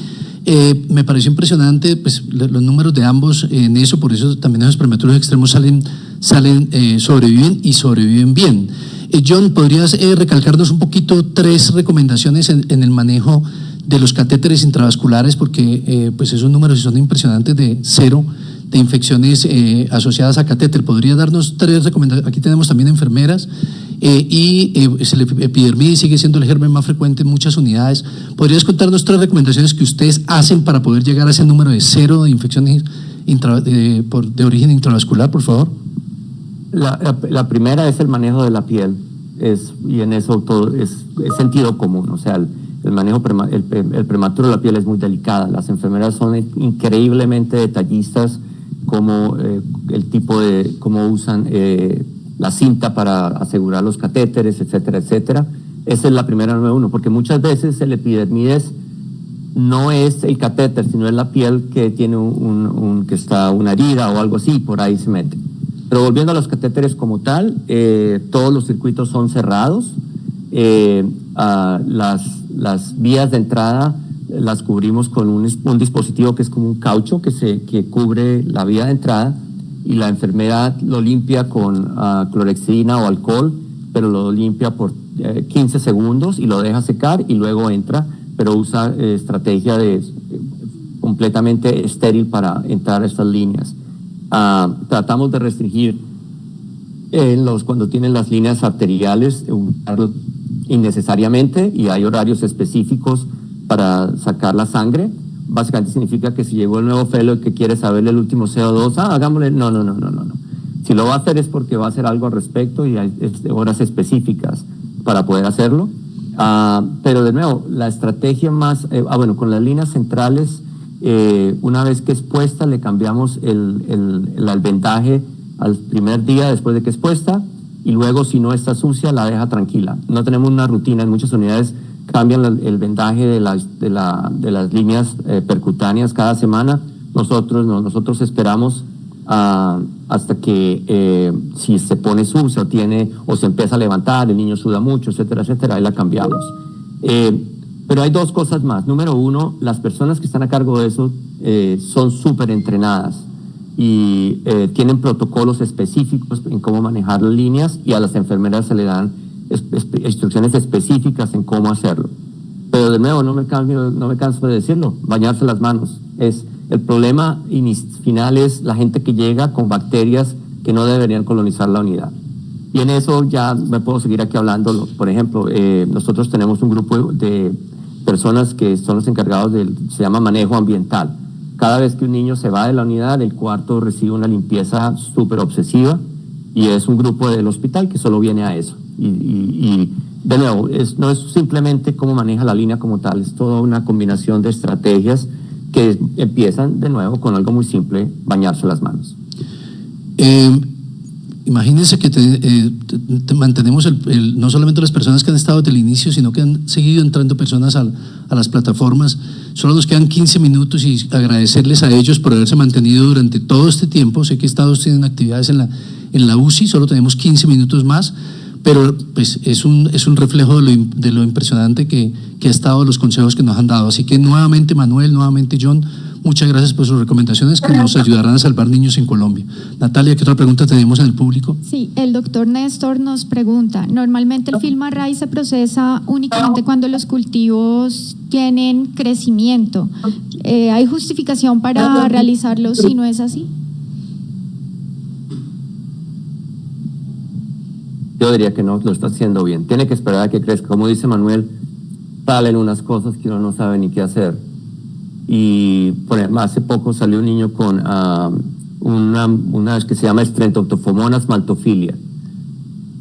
Y el niño estaba clínicamente estable y pues tocó darle tratamiento por 7 días, pero algo pasó en el laboratorio, algo pasó que lo contaminó, pero de nuevo, es demasiado específico, todavía estamos aprendiendo. Entonces tiene la razón, crece el cultivo y luego después de eso identifica con PCR. Manuel, ¿tu opinión? La misma, como dice John, estamos aprendiendo, y el problema es que la industria va más deprisa que nosotros, ¿verdad, John? Y vende cada vez, ¿cómo se dice?, dispositivos o placas de multi-PCR que nos vuelven locos. Mira, solo para que os hagáis una idea, los microbiólogos han pasado de cuando hacían los exudados vaginales a las gestantes, han pasado de hacer exudados para cultivos específicos a tener paneles multi bacterias y multivirus. Entonces ahora están apareciendo, por ejemplo, herpes que no pensábamos bajo ningún concepto que iban a aparecer en madres asintomáticas y sin lesiones, que nos generan unas dudas tremendas. Bueno, ¿y ahora qué hacemos, no? Y bueno, esto va a empezar a pasar. Vamos a empezar a ver cosas que antes no veíamos. Por lo tanto, yo creo que hay que ser prudente, hay que aprender. Y nosotros trabajamos muy en contacto con los microbiólogos del hospital. Y bueno, tenemos de hecho un microbiólogo asignado del propio laboratorio que trabaja con nosotros a diario y con el que estamos siempre en contacto, y analizamos cada bebé y analizamos cada resultado en el laboratorio y tomamos decisiones conjuntamente. Nos ayuda mucho. Otra pregunta que tenemos es que ¿qué opciones de terapia de reemplazo renal tenemos en estos niños de pesos muy bajos, menores de 1000 gramos, menores de 800 gramos, cuando desarrollan oligoanuria, hipercalemia? ¿Cuáles son los recursos que ustedes tienen para ofrecer a esos pacientes tan chiquitos? De pronto técnicamente es muy difícil, ECMO, diálisis peritoneal, hemodiafiltración. ¿Cuáles creen ustedes que serían ahí las cosas que les podríamos ofrecer? Eso está difícil porque no hay mucho que ofrecer, desafortunadamente. Al menos en Estados Unidos es clínico y básicamente estabilizar todos los parámetros, tensión arterial hasta donde se pueda, manejo de líquidos, electrolitos, Eso es al menos aquí de nuevo, estamos limitados a usar furosemidas y medicaciones básicamente, pero es una parte que es complicada y muchos de esos bebés actually no fallecen. Estamos ahora trabajando aquí con un nuevo grupo dedicado solamente a nefrología neonatal, que es una ciencia nueva realmente. Tenemos muy buena displasia pulmonar, ventiladores, nutrición, pero estamos tratando de aprender acerca de nefrología neonatal, que es algo nuevo. Sí, de acuerdo con John. El peso es una limitación, pero lo más importante es la etiología. Yo creo que tenemos que tener bien claro que cuando hace un fracaso renal un niño de 700 gramos, eso no va solo. Así que el manejo de líquidos no va a ser exclusivamente lo que le va a salvar la vida. Por lo tanto, en estos niños que no tenemos posibilidad de un acceso vascular para hacer hemofiltración venovenosa, como hacemos en niños que tengan, pues para nosotros los 1.700, 2.000 gramos es un poco la barrera para tener un buen acceso vascular para poder hacer el manejo de la hemofiltración venovenosa. Pero yo creo que la etiología, ¿qué es lo que está pasando? Casi siempre nosotros reservamos estas terapias para los niños que vienen de cirugía cardíaca o fallo multisistémico en una situación muy compleja. Es muy raro que una terapia aislada, por ejemplo, de diálisis peritoneal o de hemofiltración venovenosa, vaya a sacar de un fallo multisistémico ligúrico o anúrico a un bebé de 700 gramos. Yo estoy de acuerdo con John. En estos niños normalmente esto es una limitación y es una limitación normalmente fatal. Muy bien, antes del 8:45, que queremos ser muy cumplidos con el inicio y la terminación por el tiempo de ustedes y por el tiempo de toda la gente que está, agradecerles nuevamente, recordarles 20 y 21 de noviembre, vamos a contar nuevamente con Manuel, que John y Manuel tienen muchas conferencias afuera de ponentes, pero les agradecemos por compartir con nosotros ese 20 y 21 de noviembre, vamos a aprenderles muchísimo. Y nuevamente recordarles las otras personas que tenemos, el doctor Stetson, el doctor De Luca, la doctora Ana María de Valle de Lili, la doctora María Azucena Niño. Vamos a traer de Argentina una referente en ecografía funcional para poder aprender, así que por favor no se pierdan ese evento. Una última pregunta que quisiéramos hacerles es: ¿qué recomendaciones nos dan? Porque todos los neonatólogos tenemos pesadillas con la hemorragia intraarticular. Quisiéramos que por favor nos dijeran, aunque hay muchas, ¿cuáles son las que ustedes creen que tienen mayor impacto en la reducción de hemorragia intraarticular en sus unidades, de parte de cada uno, por favor? Manuel, empezamos contigo. Bueno, a mí me gustaría ser muy claro.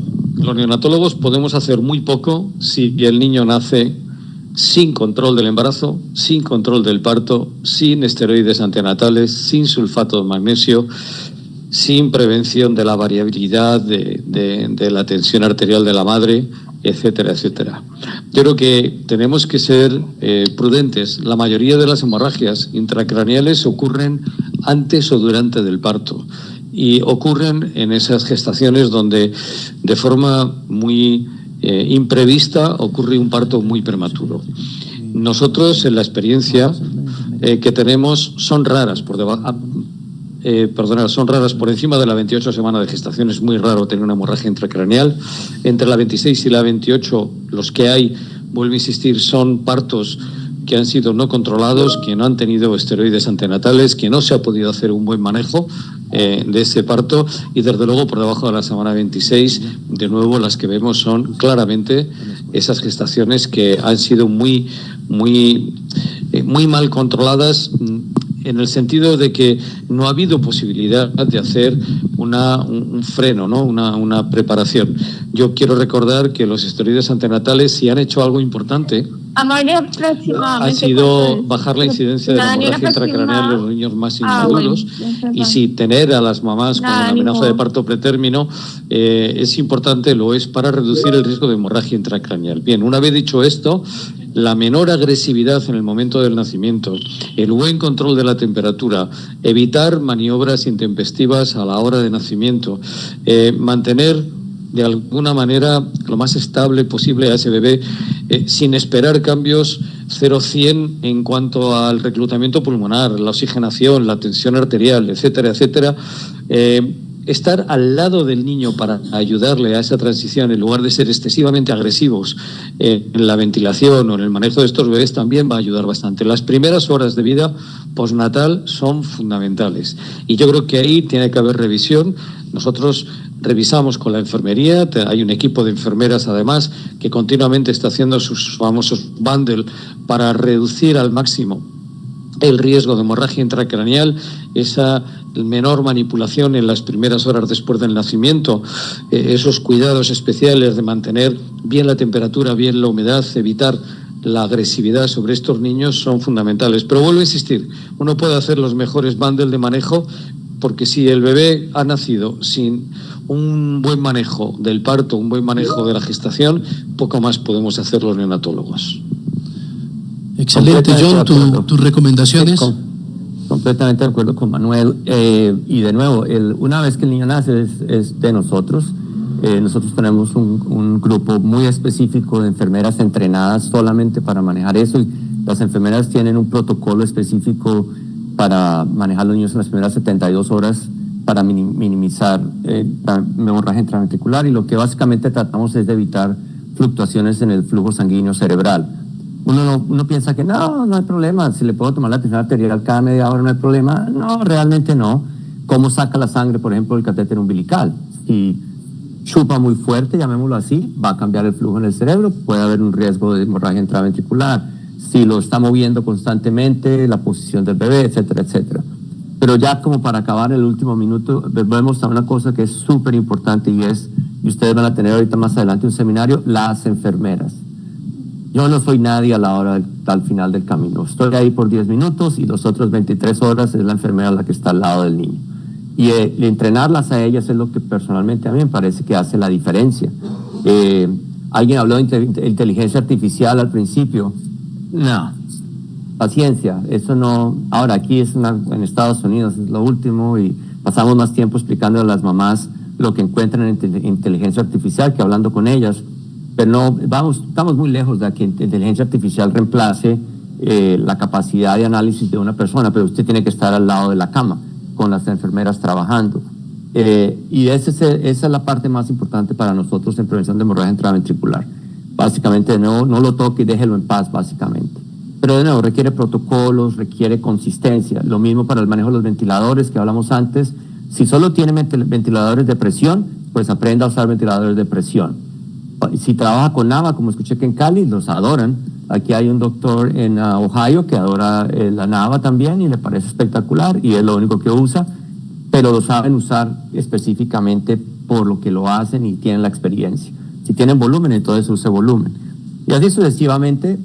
La parte final que pienso que es importante es, hay que definir qué edad gestacional pueden manejar, porque no solamente sobrevivir, pero es también qué va a ser más adelante y que la familia sepa lo que viene más adelante. Ya es la parte ética, que es un poquito más complicada, pero es algo que siempre hay que tener en cuenta. Alguien pregunta que cuándo le hacen la ecografía el ultrasonido de la cabeza. Nosotros esperamos al menos 3 a 5 días, pero si se cree que está con una hemorragia, lo hacemos ahí mismo cuanto antes se pueda. Gracias, John. Totalmente de acuerdo. Creo que Ángela Hoyos, profesora de nosotros, John, decía que un neonatólogo que no sabía enfermería no era un buen neonatólogo. Yo creo que son recomendaciones de John y de Manuel de enfermería es impresionantemente importante. Como tú dices, pasamos unos pocos minutos y ellos están todo el tiempo en la cabeza de los pacientes. Para eso tenemos una muy buena noticia. Por favor, toda la gente conectada, no lo olvide que mucha gente sigue prácticamente el mismo número de conectados.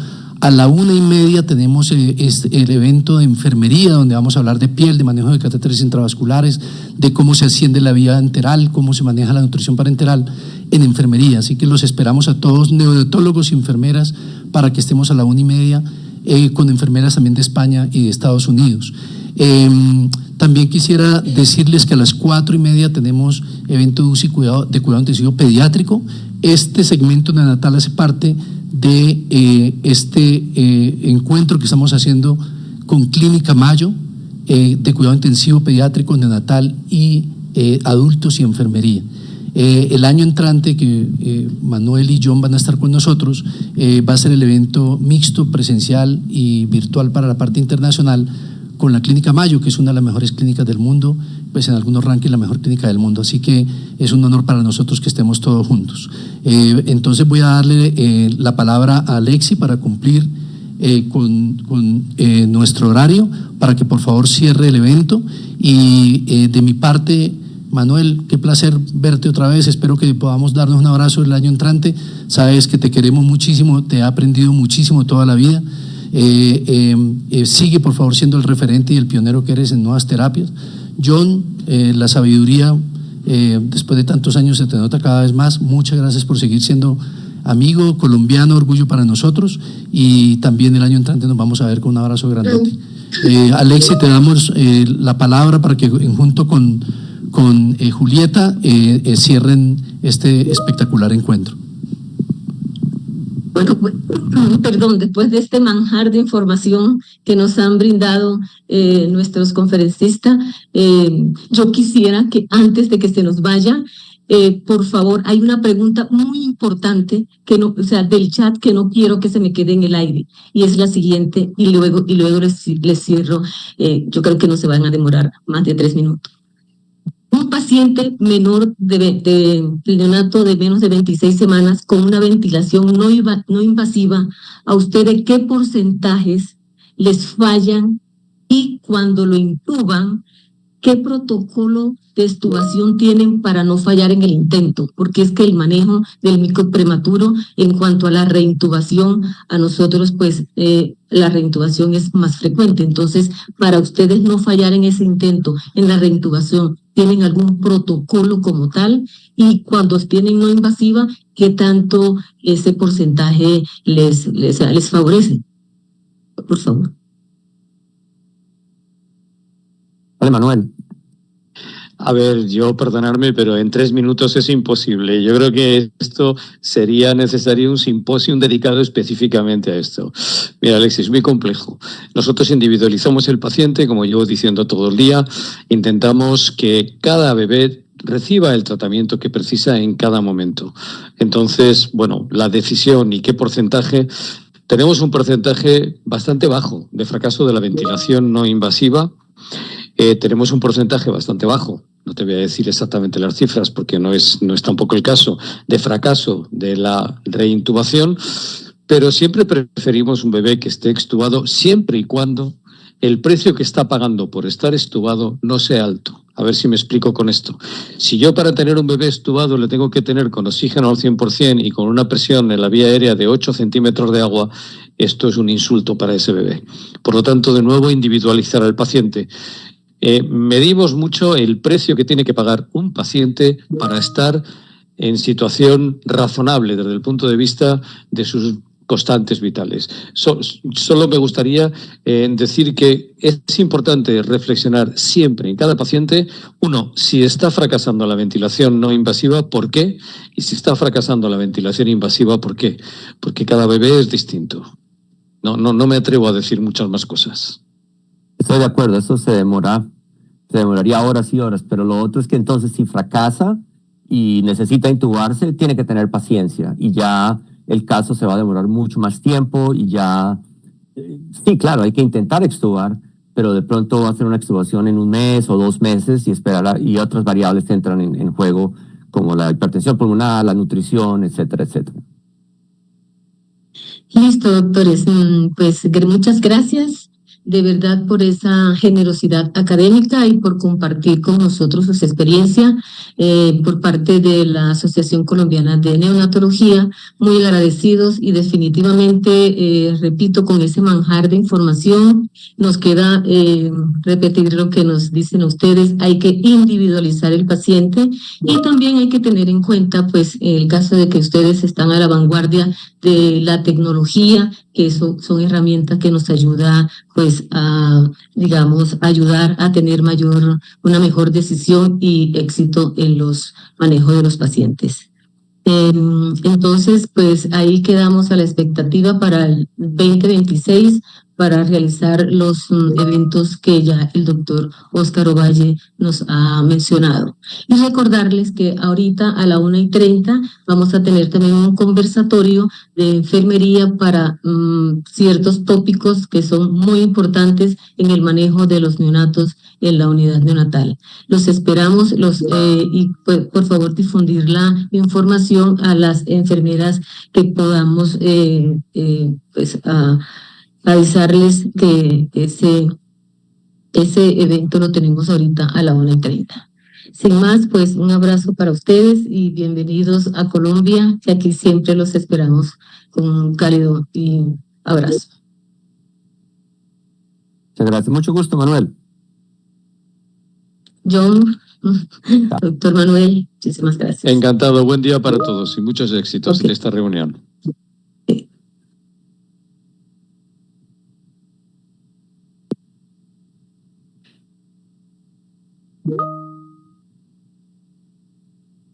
¿No estamos al aire? Sí. Bueno, darles a toda la audiencia virtual el agradecimiento por estar. Quiero darle un agradecimiento especial a Javier Villalobos, a Diana y a todo su equipo por habernos ayudado técnicamente a que todo funcionara tan bien y ayudarnos con algunos imprevistos que siempre se presentan. Agradecerle a Natalia por la excelente introducción y por los comentarios que hizo. Y agradecerle a Mayo Clinic, quien ha tenido la confianza de creer en la Clínica Los Cobos como su aliado en Latinoamérica para realizar cursos tan importantes como el de ventilación mecánica, del cual ellos son líderes en el mundo. Así que gracias a Clínica Mayo, gracias a nuestro presidente del Congreso, el doctor Luis Arcadio, a nuestro director médico, al doctor Albert Valencia, y gracias a todas las personas que están conectadas desde todas partes del mundo, porque creo que en Latinoamérica podemos hacer las cosas muy bien. Muchas gracias a todos.